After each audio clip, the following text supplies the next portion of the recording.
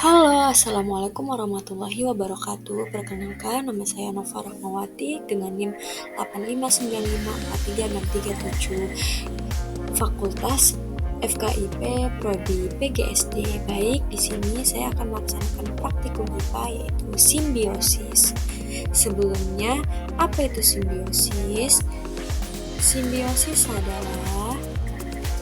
Simbiosis berasal dari bahasa Yunani, sim, yang berarti dengan, dan biosis yang berarti kehidupan.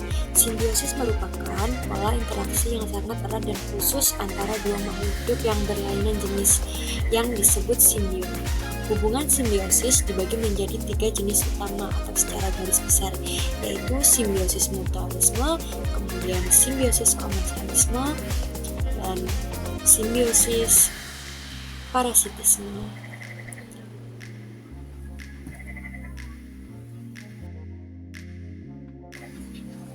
Baik, yang pertama adalah simbiosis mutualisme.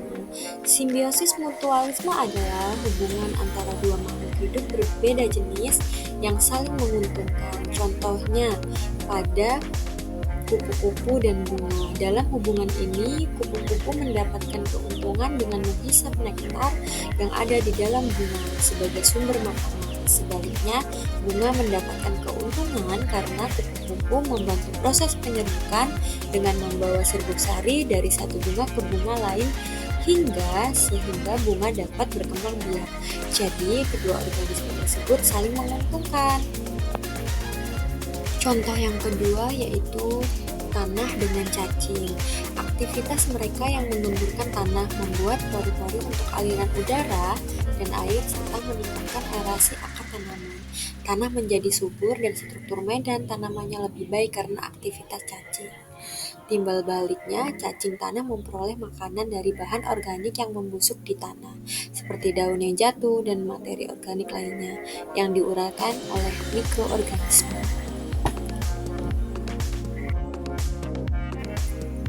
Selanjutnya yaitu yang kedua, simbiosis komensalisme. Simbiosis komensalisme adalah hubungan antara dua makhluk hidup yang berbeda, yang satu diuntungkan dan yang satunya tidak diuntungkan ataupun dirugikan.